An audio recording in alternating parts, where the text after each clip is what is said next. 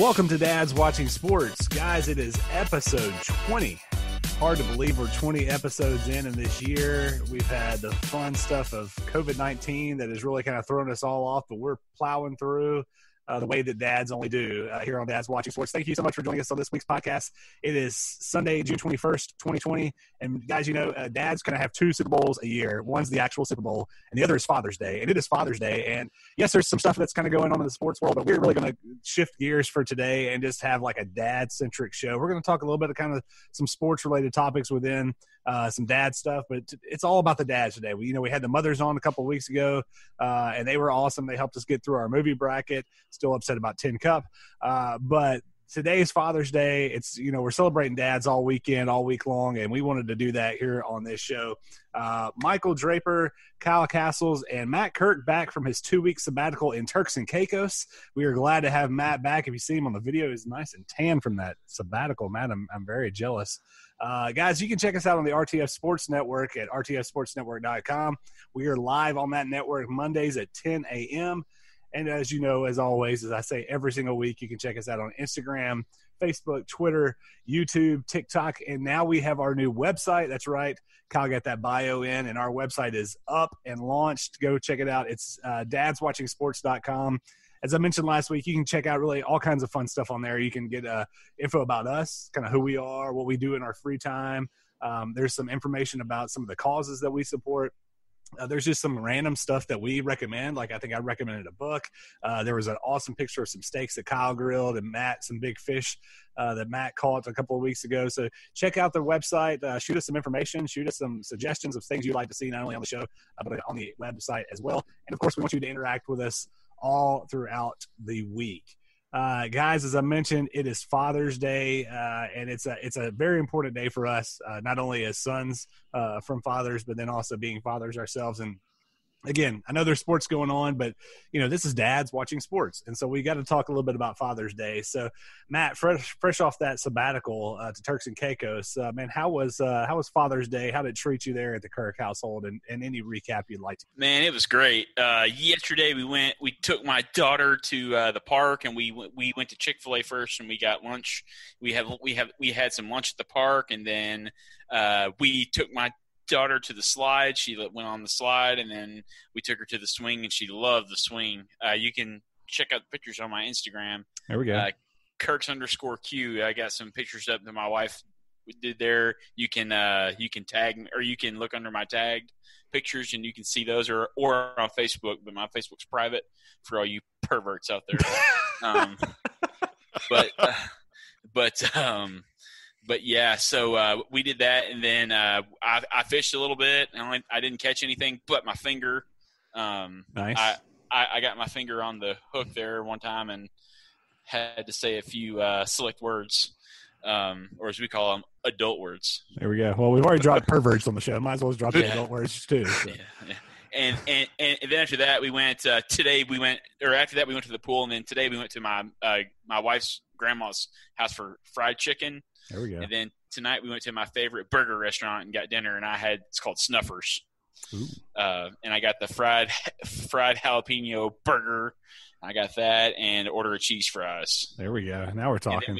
And then we stopped at Great American Cookie Company, and I got a double stuffed cookie. Atta boy. Yep. Good Father's Day indeed. Kyle, the Castles household, I know, is always an exciting place to be. How was your Father's Day, man? It was good. So it kind of sort of started Thursday. So every Thursday, my father-in-law picks up the boys, and he's got I think he just moved. I think this one's got like 12, 13, 14 acres, maybe 15 acres of land. He's got 3 donkeys and a pond, and they go out and they work, right? Air quotes, nice. Work. And then they get to play at the farm or whatever, and he lets the boys make something for Mother's Day and Father's Day. And Thursday when he brought the boys back, my 3-year-old went to try and tell me, he said, "Daddy, I painted and Mama cut him off," right? And took time to explain, like, this is going to be a surprise. Like, we're not going to tell Daddy. It's going to be a surprise on Sunday because because what's it going to be on Sunday? And his response to that was a walking stick. So, and not like, hey, it's going to be Father's Day on Sunday, but the gift is still going to be a walking stick, Mom, whether it's Sunday or not. That's a great story. So, I got a walking stick today, painted. Mike, I told you about this, I think Friday when I saw you. It was painted green and orange and red and blue, just like we said. But I had some other things. Lauren had gotten this little travel coffee mug that the boys could decorate and stuff. And Wrigley drew a picture of me and him on it. And so that was cool. And I got Jack handprints that he made at school and a picture of Hannah. So it all worked out pretty well. But yeah, Jack, the 3-year-old, that dude can't keep a secret. As no kid can. And that's kind of similar situation happened in our household. So on Thursday as well, our daughter does gymnastics on Thursday, and her and Suzanne come in. My wife's come in from gymnastics, and my son and I are getting dinner ready. And she goes, "Daddy, we got to give you your present." And I was like, "Present? What's going on here?" And so my wife was like, "Well, she was going to dinner with some friends on Friday. Our daughter was spending the night with her aunt on Friday, so it's just going to be me and our son Hayden for a while. Obviously, he goes to bed early." And she's like, "Well, I want to go ahead and give this your Father's Day gift to you now, since you're going to have your Friday nights alone." And guys, the Twitterverse, the dads watching sports fans have spoken, and a PlayStation 4 showed up in our kitchen on Thursday evening, along with FIFA. So thank you to the avid listeners of the show, those who voted on Twitter, those who voted that I should not get one. You can go and unfollow us at any time you'd like. Easy. One of those was the show's general counsel. So I know, and I'm so disappointed in that. I've been very disciplined in my PlayStation playing so far. It's only been night times, and I'm not trying to overtake any family time. But yeah, so that was awesome. Getting that and been able to trying to wrap my mind around this PlayStation, because I haven't had one since the 2, and it's changed quite a bit. But it's been good. So we had that obviously, as I mentioned, on Thursday going into Friday for Father's Day ourselves. We had some family over. We did some breakfast this morning. I don't know if you guys had a chance to check it out or not, but ESPN had a couple of E60 specials this morning. One was on Marquise Goodwin, used to be the 49ers, now the Philadelphia Eagles. I won't spoil it, but essentially it was he and his wife's path to parenthood, and just some unbelievable heartbreak that they suffered through. And then Ernie Johnson, we all know him as Ernie from TNT, NBA on TNT. Had a really cool story about he and his wife, that they adopted a lot of children from Romania and other places, and just had a really touching story about him as well. So I would highly encourage you guys to go and check it out.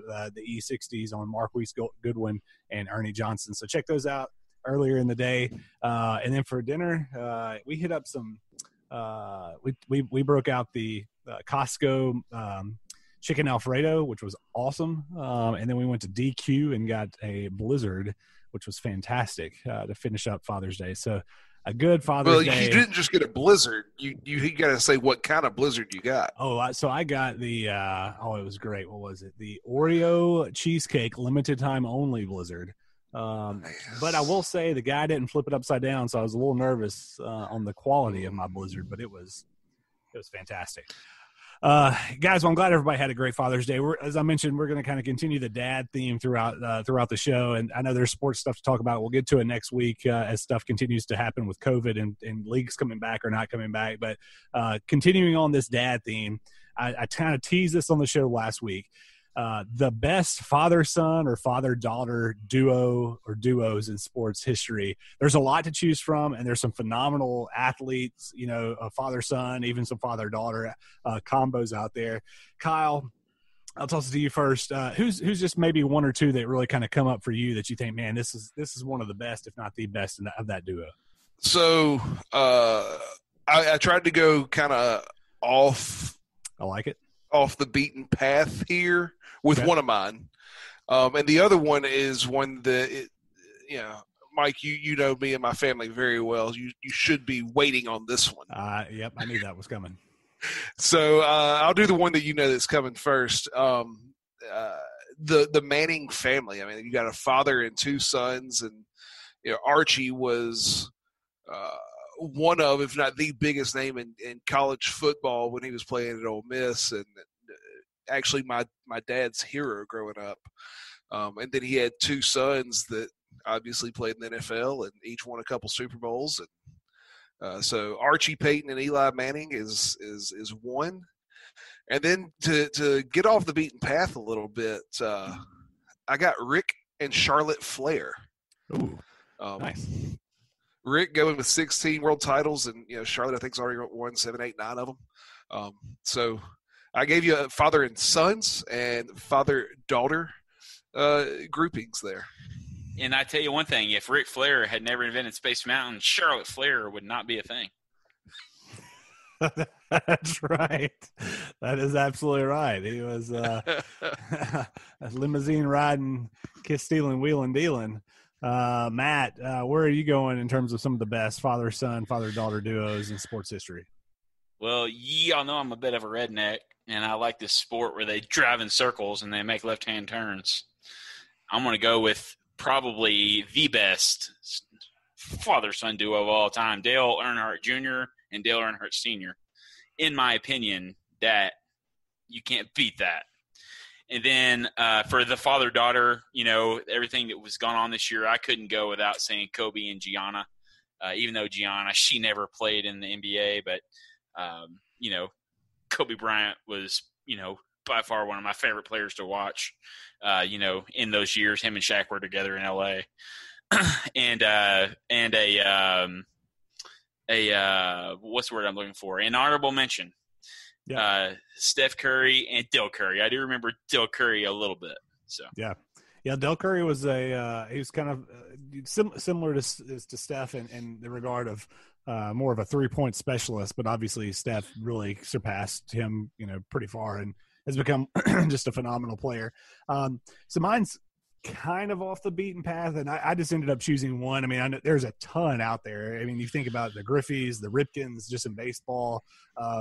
Really, the Longs in football. There is just so many different father-son or father-daughter combos out there. But the one that I went for is kind of off the beaten path a little bit. I guess you could say it's a father-daughter pair. But to me, still the greatest athlete of all time is Muhammad Ali. I think not only what he did, and then from an athletic standpoint, and then taking some time off, and then coming back and doing it again, he's highly regarded as the greatest athlete of the 20th century, and I think he's still the greatest athlete of all time. And he's just known as simply the greatest. So when you have the nickname of the greatest, you have to be ranked up there. And then I did a little bit of digging into, because I knew his daughter Layla was a boxer, and did a little bit of digging into her career, and had no idea about it. That she retired, and when she did, she was undefeated. She was 24-0 in her career, undefeated. Ended up retiring, held 5 belts when she retired. And so you think of quite possibly the greatest athlete of all time with quite possibly could be the one of the greatest female boxers of all time. And you put those together, to me, that's the best father-daughter duo in sports history. And again, I think it's obviously majority of that is because of Muhammad, but I think you add in Layla and then what she's kind of done after her career as well, staying in kind of pop culture and staying in the kind of the forefront of sports media. Again, we just wanted to kind of tie that into today's event, with it being Father's Day, and just kind of breaking down, okay, who are some of those. And so I can only imagine that these parents, these dads that we've talked about, had to be like just so incredibly proud, because in a lot of these cases, especially, Kyle, what you were alluding to with the Mannings, it seems like the sons more than likely probably overtook Archie's legacy in terms of his playing career. Guys, we've got to go to a quick break. When we come back, we're going to be let off. Again, this is the dads watching sports, and it's all about dads today. And why not have a couple of dad jokes? So Kyle is going to lead us off coming off the break with a dad joke, and then we're getting into who's your daddy, what is some of the most one-sided rivalries in sports. We will be right back on Dads Watching Sports. Thanks for checking out this week's episode of Dads Watching Sports. We hope you subscribe to our show in Apple Podcast app as well, or wherever you listen to podcasts. But are you following us on social media?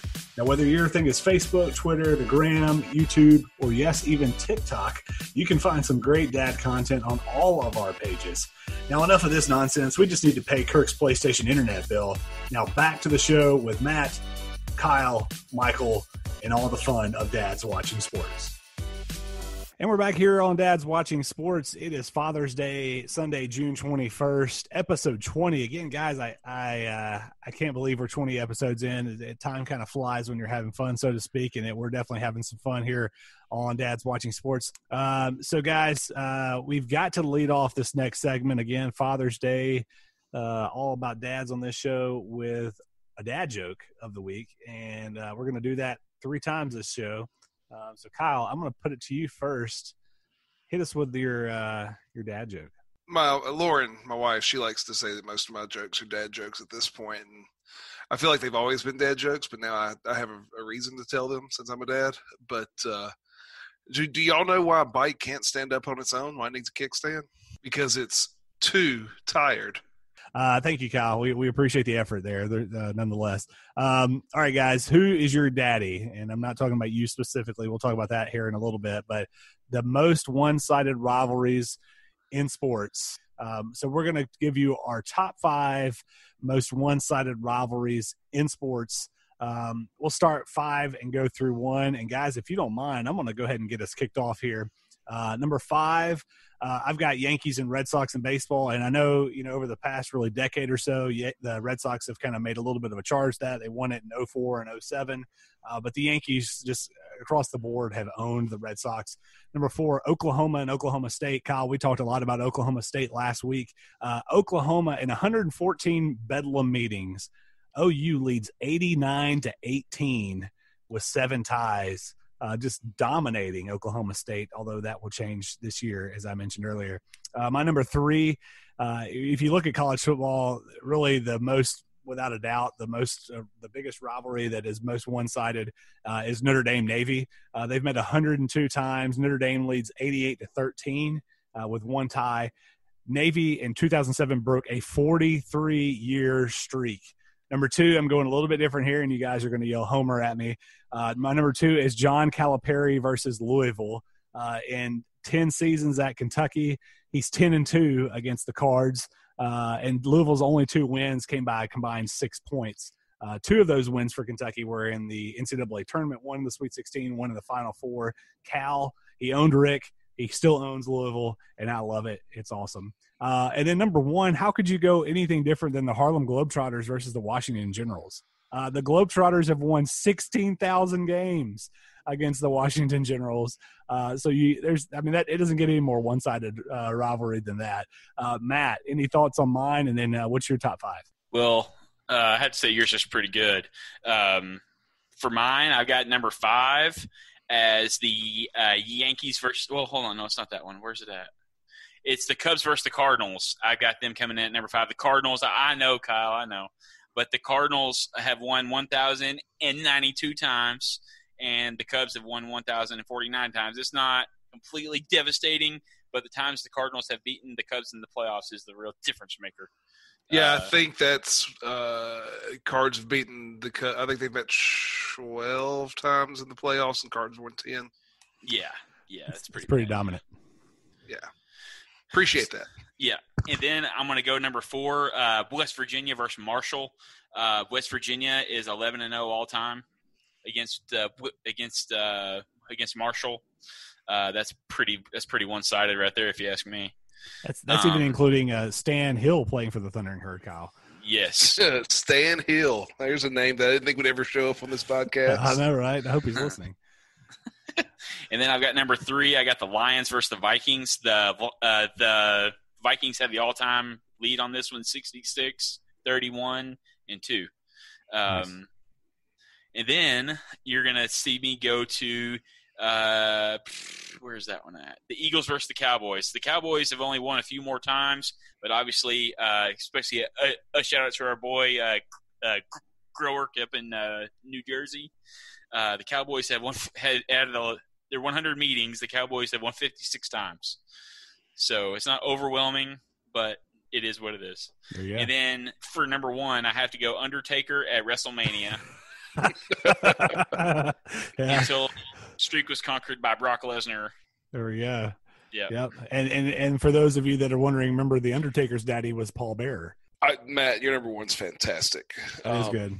That's good stuff. Let's see. Number 5, I got Texas and Texas A&M in football. With all the times they've played, I don't think A&M has actually won 40 games in that rivalry. So Texas has been pretty dominant there. Number 4, I got Tiger versus Phil. Yep. I understand Phil's come in and won some majors, but if I remember right, that's when Tiger kind of had to leave for a little while and get his personal life in order, and heal from some injuries. Number 3, the Battle of L.A., the Lakers and the Clippers. Obviously, the Clippers have been a bottom-of-the-barrel franchise until the last, decade-ish, maybe 15 years. But and the Lakers have always been kind of at the top of the NBA, at least since they moved to LA. Number 2, I got Yankees, Red Sox. Mike, you've already. And then I thought that I was going to be the only one to put the Globetrotters and the Generals at number 1, but you beat me to that punch. And I think what I saw was 16,000 and some change to 4. Yeah, the Generals. 4. The Generals got a couple of wins early in their tenure. I would have loved to actually been at one of those where the Generals got a win. Oh yeah, the entire crowd would have been like that guy after the Undertaker got beat, where he's just going. All right, well, there you go. It's still real to me. That's right. That's right. We had to get that in for sure. Well, there you go. Our most one-sided rivalries in sports history. Those poor Washington Generals, and then anybody that faces the Undertaker at WrestleMania. It's just not a good. The odds are not in your favor. We'll just leave it at that. Guys, wanted to give us a couple of minutes here, and we've got, as I kind of pull up my clock, we've got 5 or 6 minutes here to kind of talk about this. But just wanted to give us, again, this is Father's Day, wanted to give us a little opportunity just to talk about our dads and kind of life with them or fathers-in-laws, because we're all married and we all have relationships with those guys as well. And I'll kind of get us started on that as well. And I think I've mentioned, I don't know if I've ever mentioned it on this show, but I mentioned it, I think on our awesome new website that you need to check out, which is dadswatchingsports.com. I'm the son of a preacher, and yes, the stereotype was pretty traditionally true about, the sons of the preachers are the ones that are usually some of the worst and leading the coup with all the other kids from church. Kyle can attest to that. Yes, I was definitely one leading the charge, but such a bad. What's that? Good. Just a bad influence. Yeah. Terrible. I recognize that for sure. But yeah, my dad, James, great guy. Definitely appreciate, everything that he, gave us and taught us. I think in thinking back, really 2 things that my dad really instilled with me, was just, a work ethic. Here's somebody who's as I mentioned, he was a pastor, worked all the time around the clock, was visiting people all the time, preparing for, Sundays, which were his Super Bowl type of thing. And definitely work ethic. And then also just being relentless and being not really just taking a back seat. And that kind of leads me to the second part is he was diagnosed with Parkinson's in 1998. So 25 years ago, diagnosed with Parkinson's disease, and it's really kind of taken its toll on him. And I've never seen somebody that's so committed to just kind of taking the next day and the next day and the next day and just kind of rolling with the punches. It's been really tough for our family. We haven't been able to see him since the quarantine and COVID and everything, just because he lives at a senior center, assisted living home, and they have been locked down, and they haven't really allowed anybody in. They're not letting anybody out. So it's been really tough for us to not be able to see him. We took an iPad over to him and FaceTimed a couple of times, but it's definitely been tough. And so shout out to my dad. Just again, I've never met somebody who is just so committed to dealing with the stuff they got going on and just going day after day of saying, you know what, I'm just going to get up and we're going to do it again today. Yeah. So there's a lot I could say about my dad. I hear him. There's a country song by Chris Young called Voices. He says he hears voices all the time, and it talks about he can hear his mom or whoever in his head. And I hear my dad a lot, especially as I'm trying to raise my kids One of his favorite sayings was always, "If it's worth doing, it's worth doing right." And I hear that every time I have to get on, my 5-year-old. We're trying to get him some chores that we can pay him for or whatever, and he'll try to do put in as little amount of effort as possible to still get that quarter or whatever we're going to pay him for. And so I hear my dad there, but to me, we FaceTimed my dad right after supper tonight, and it was, I don't know why, but it hit me in this conversation. The way my dad talks to me now versus the way he talked to me when I was a dumb 14, 15-year-old, it shows the respect he has for me as a man. Gone are the days where I have this fearful respect of him, and now it's just mutual respect, and I think that's really cool. And I look forward, without wishing away time, I look forward to when my boys are that to that point where I can there's that mutual respect between us, and I can just talk to them like I would you guys or any other adult. I feel like that's a really, really cool dynamic to our relationship that's not what it was when I was growing up. Yeah, absolutely. That's really cool. It's a little bit of a sensitive subject for me, I guess. I don't have the world's greatest relationship with my dad. But one thing that I can say about my dad that I love is that he always was to make sure that I was taken care of in a financial way. If I ever needed any money for anything or whatever, he always made sure that he had that for me, and that was very important to him. It still is to this day. I can go see him today, and he's all tied up with work, but he always asks, "Hey, do you need any money? Are you good?" Well, obviously, 18-year-old Matt, 19-year-old, 20-year-old Matt would say, "Yeah, I'll take whatever you can give me."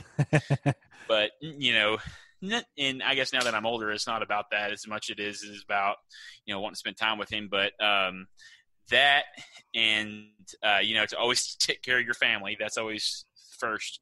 And then I would say that second is to always work hard and to work for everything you've got, and to not take any handouts from anyone, because that's not the way of the world. You have to grind and you have to work. There'd be times on a day I would go to school, or like during the summer I would go to football practice, or I'd just be up sometimes just because.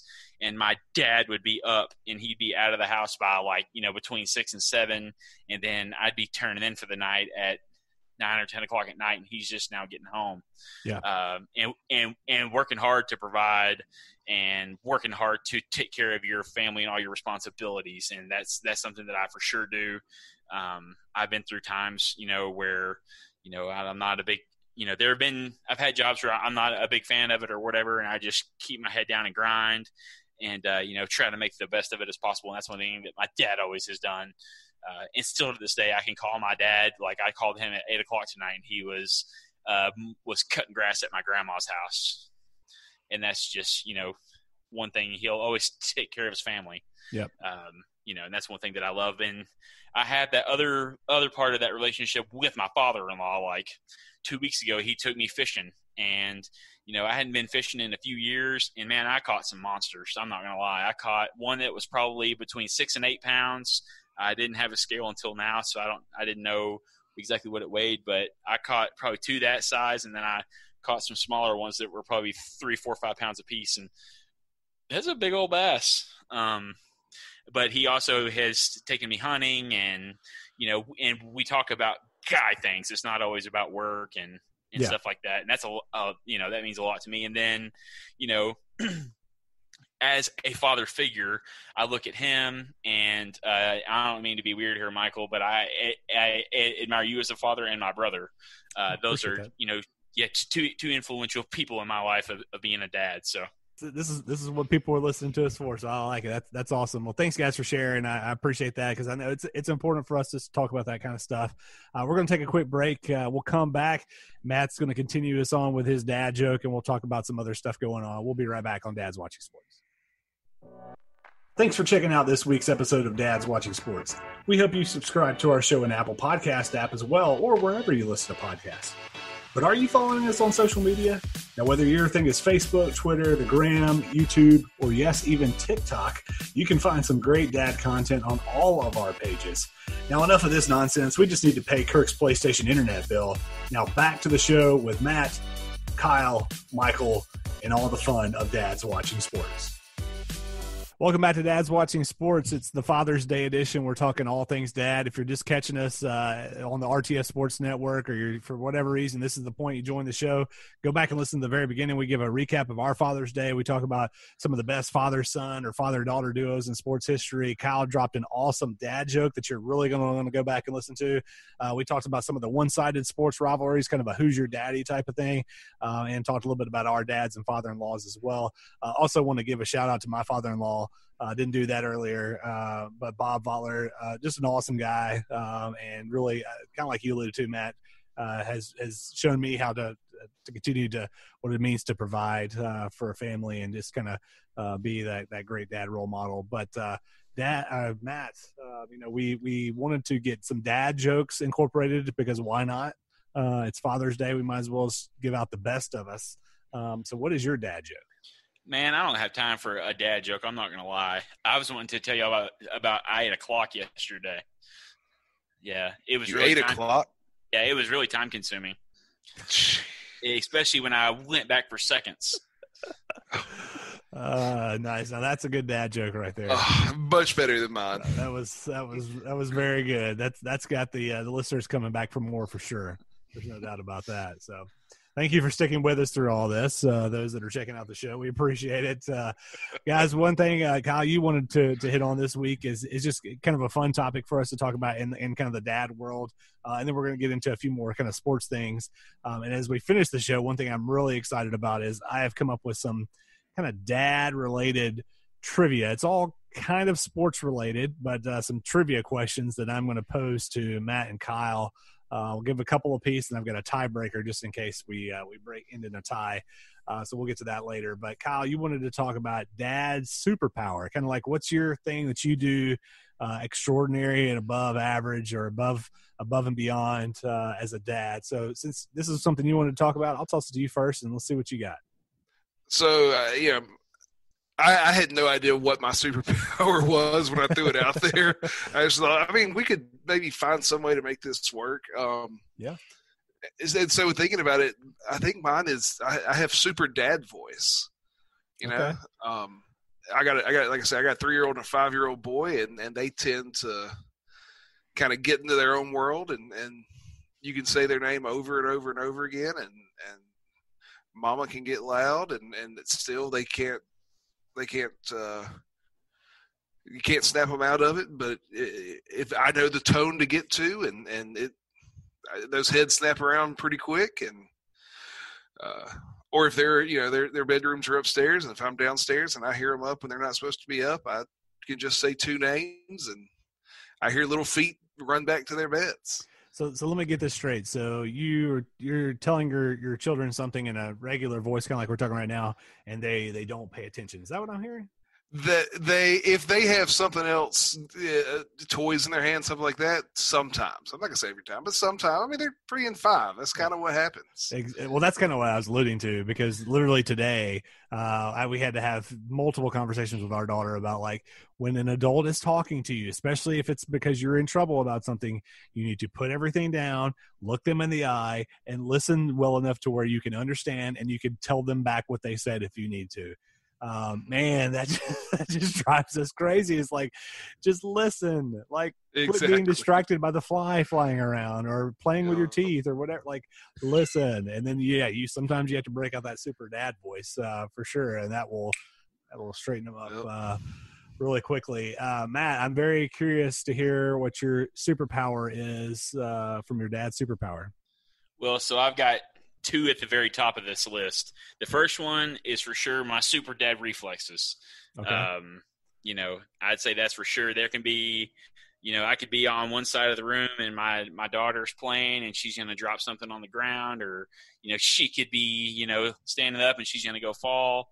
And I put on my little cape and I go over there in time to save her most of the time. The times that I don't get there, but and then the other one that I have, which I think that a lot of dads have this, but especially a night after we've had something a little spicy, I can go super dad odor. And I'm telling you, I can blow some toots that if we were in a car, it would cause the window to fog up.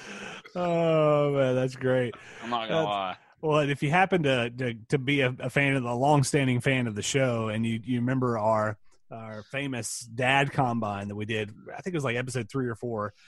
You saw some of Matt's speed on really in the video. I mean, seeing that shuttle speed that you had there, Matt, I can see why you would have that super dad reflex. And then I also will comment that I also lived with you for a certain period of time, and I think you had the dad toots before you became a dad, because I remember some pretty outrageous stuff going on in the house with Barry and Ashton and the guys. It was a talent that I had to acquire over the years. There's no doubt. That's right. You fine tuned it Yes. for sure. No doubt about it. Well, my superhero, I guess you could say, power. I've got the late night superhero power.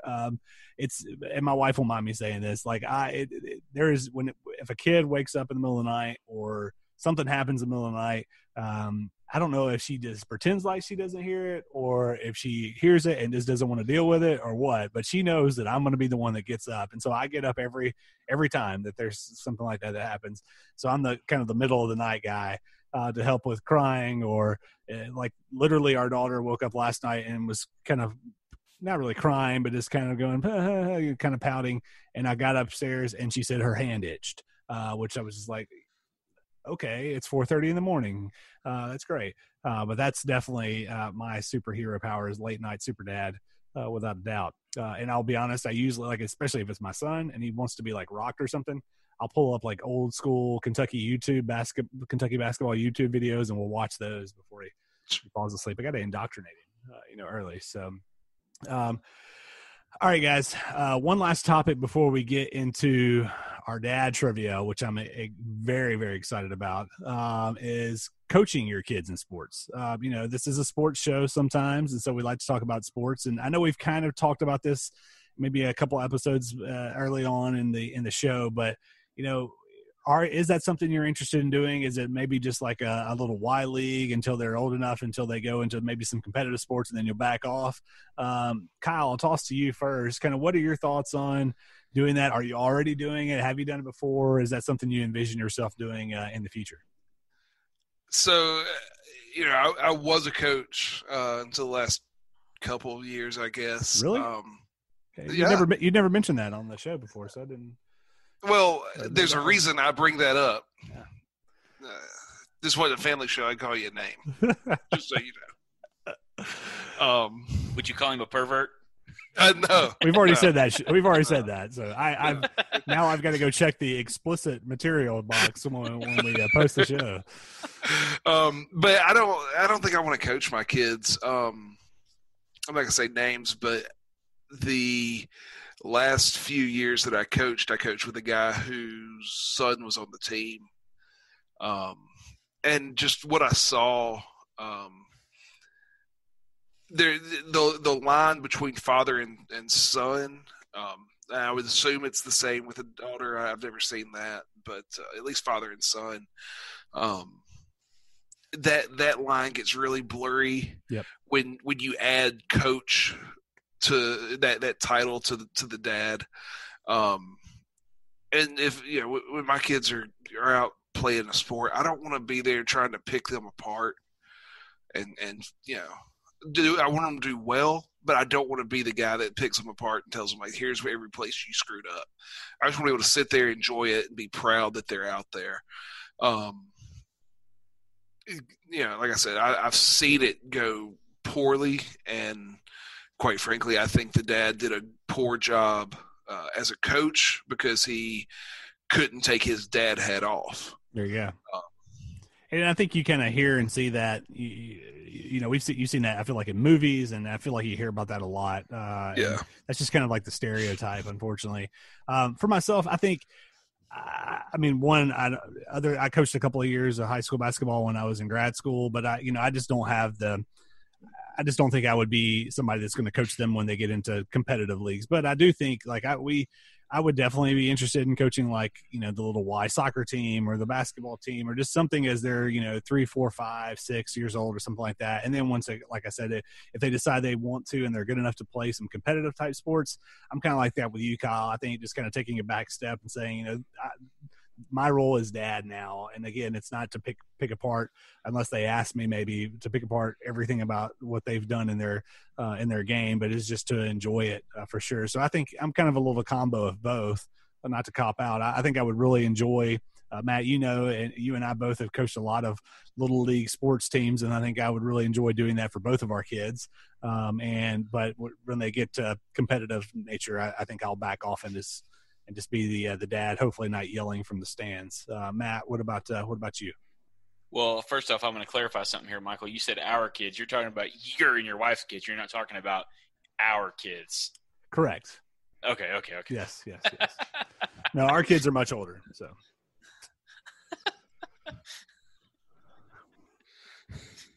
Sorry, that's a bad joke. But anyway, no, I will not coach my daughter. Possibility I might, but, you know, I'm a champion. I've coached, I've coached a championship basketball team. I've coached a flag football team that went undefeated as well.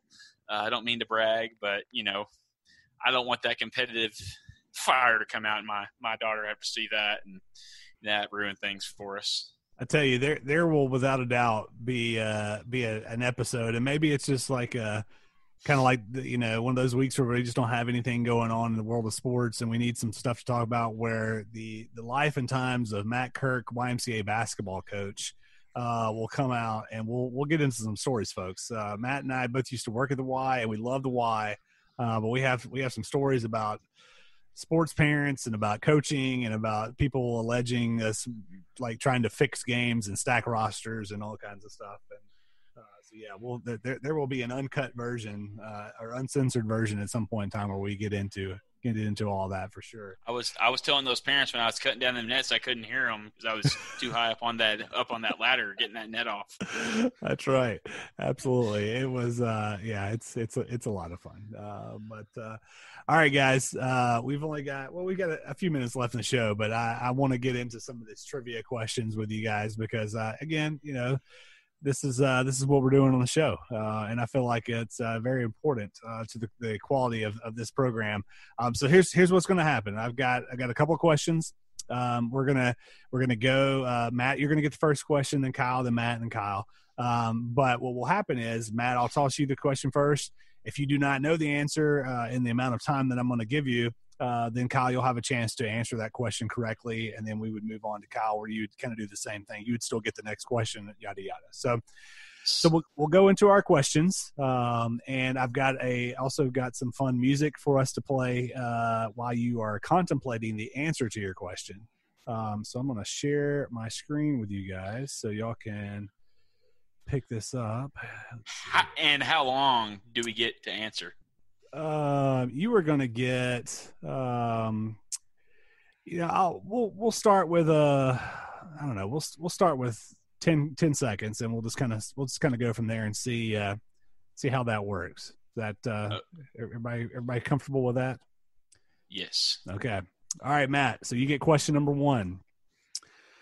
Before his two fights against Apollo Creed, Rocky Balboa would go by his church, and I lost the question. Where'd it go? And ask for a blessing prayer from who? His preacher. He's got a specific name, though. I need a specific name. Brother John. Kyle, I will toss it to you. Rocky Balboa in his 2 fights with Apollo Creed would go by his church and ask for a blessing prayer from.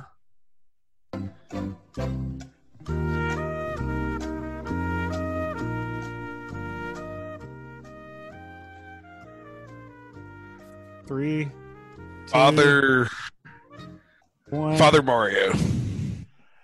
You're at least close on the father part. Again, Yeah, I just can't remember his name. Father Cameron. Father Cameron. Cameron was the pastor or the Catholic priest that Rocky would go to, trying to find a blessing. Okay, so you guys get it now. So they're all kind of dad-ish related. So there's going to be a father or a dad type thing in all of them. So Kyle, question number 2 to you. Former San Diego Charger and now Indianapolis Colt Philip Rivers is the father to how many children? 7?